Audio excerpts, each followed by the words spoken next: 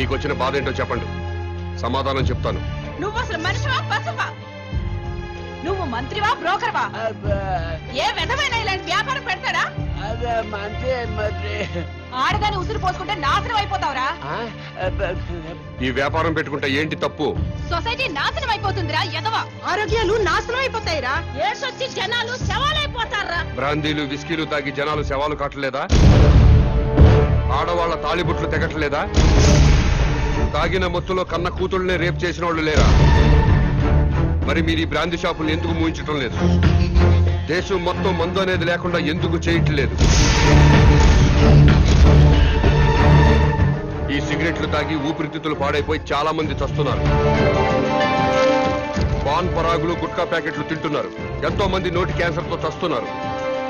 వీటిని బ్యాన్ చేయమని మీరు ఎందుకు ఉద్యమాలు చేపట్టడం లేదు? ఈ సమాజంలో వ్యభిచారం ఎంత ప్రమాదమో బ్రాందీ సిగరెట్లు గుట్కాలు కూడా అంతే ప్రమాదం. మీరు ప్రజలు మేలు కోరే ప్రజా సంఘాలు అయితే వీటన్నిటినీ దేశంలో లేకుండా చేయండి. అప్పుడు నేను ఈ వ్యాపారం మానుకుంటాను. మీరు చెప్తున్న మందు షాపులు, సిగరెట్లు, గుట్కా వ్యాపారాలు ప్రభుత్వ పర్మిషన్ తీసుకుని లీగల్ గా పెట్టుకునేవి. నీ వ్యాపారానికి పర్మిషన్ లేదే. నాకు కూడా పర్మిషన్ ఇప్పించండి సార్. ప్రభుత్వం పర్మిషన్ ఇచ్చాక పెట్టుకోండి, అప్పటిదాకా మూసుకోండి. ముందుగా ప్రభుత్వ పర్మిషన్ లేకుండా అక్రమంగా కట్టుకున్న ఇళ్లను క్రమబద్ధీకరణ చేయట్లేదా? అలాగే నా వ్యాపారాన్ని కూడా క్రమబద్ధీకరణ చేయండి. త్వరలో ఈ వ్యాపారానికి స్టేట్ మొత్తం బ్రాంచీలు పెడుతున్నా. బెల్ట్ షాపులు కూడా తెరుస్తా.